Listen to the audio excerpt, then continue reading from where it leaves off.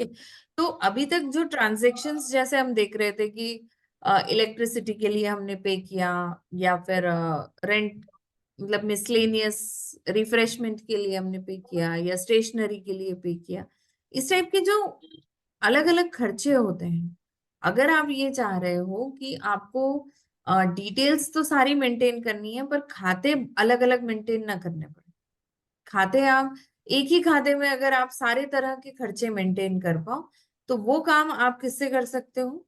Cost centres की help से।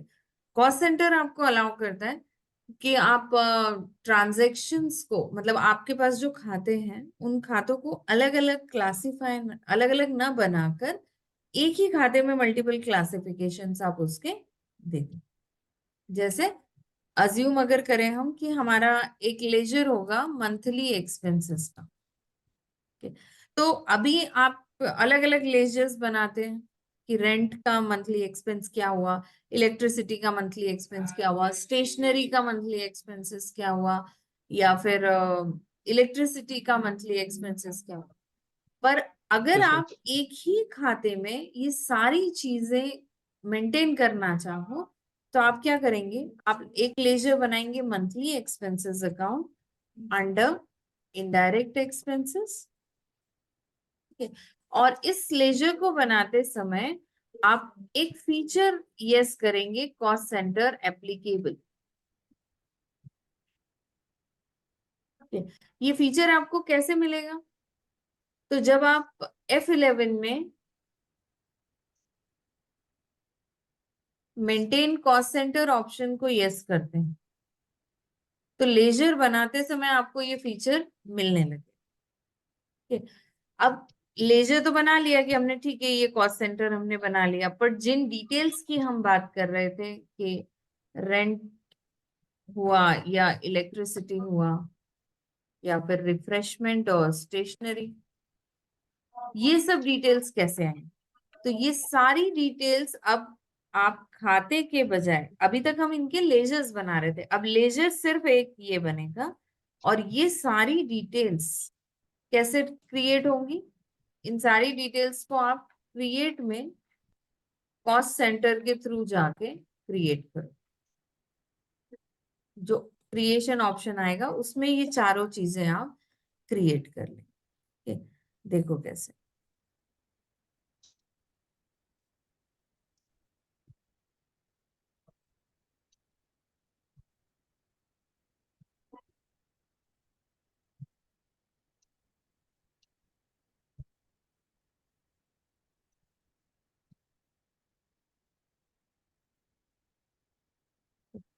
यहाँ कॉस्ट सेंटर को यस किया, कॉस्ट सेंटर यस करने के बाद आप क्रिएट में गए। सबसे पहले हम लेजर बना लें monthly expenses, indirect expenses, cost centre applicable yes. उसके बाद आप, अच्छा, कॉस्ट सेंटर जब आप यस करते हो ना, तो एक प्रॉब्लम क्या आएगी पता है?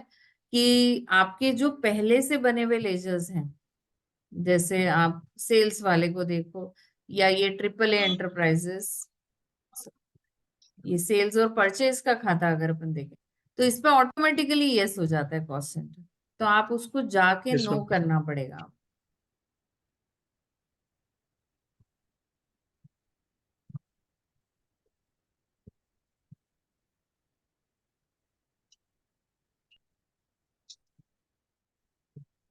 ठीक है? तो ये चीज ध्यान रखनी कि अगर हमने कॉस्ट सेंटर लेजर्स बनाने के पहले बाद में एक्टिवेट किया है, तो ट्रेडिंग वाले खाते, सेल्स और परचेज के खातों पे वो ऑटोमेटिकली यस हो जाएगा, तो हमको अल्टर करने पड़ेंगे उन्हें।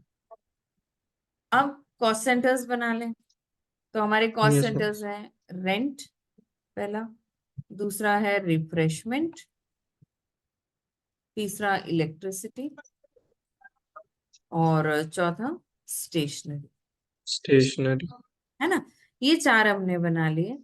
अब मान लें कि हमारे पास कुछ जो मंथली एक्सपेंसेस का खर्चा हुआ वो था 4,000। ठीक है? तो मुझे वो एंटर करना है, और उस 4,000 में रेंट, इलेक्ट्रिसिटी, रिफ्रेशमेंट और स्टेशनरी, चारों का कंट्रीब्यूशन है।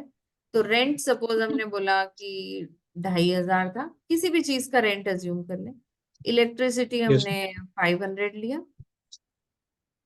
400 हमने रिफ्रेशमेंट का लिया, और बचे हुए 600 हमने स्टेशनरी। ठीक है, तो अब एंट्री करते टाइम पे हम क्या करेंगे, वाउचर्स में जैसे ही हम जाएंगे और पेमेंट वाउचर लेते हैं। ठीक है, तो इस पेमेंट वाउचर में डेबिट आप करेंगे मंथली एक्सपेंसेस को। मंथली एक्सपेंसेस आपने बोला 4,000 हुए। बताओ। तो कॉस्ट सेंटर्स आप देखो, cost allocations for monthly expenses account आ रहा है। ठीक है, नेम ऑफ कॉस्ट सेंटर, पहला आपने लिया रेंट 2,500, फिर आपने लिया इलेक्ट्रिसिटी 500, फिर रिफ्रेशमेंट 400 और स्टेशनरी 600। Credit cash.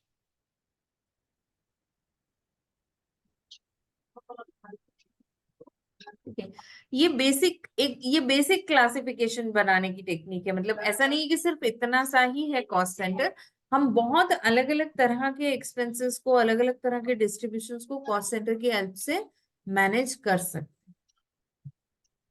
तो आपके असाइनमेंट्स में लास्ट पेज पे 3 असाइनमेंट्स हैं जो कॉस्ट सेंटर से रिलेटेड, आप उनको ट्राई करना। और कल कॉस्ट सेंटर्स के साथ एक नया टॉपिक हम लेंगे, कॉस्ट कैटेगरी। मतलब कॉस्ट सेंटर का अगला लेवल जो है वो है कॉस्ट कैटेगरी, उसको कॉस्ट सेंटर के साथ हम कैसे मैनेज करेंगे वो देखेंगे। और 2 वाउचर्स और हम पढ़ेंगे, ऑप्शनल और मेमो। Yes, ma'am.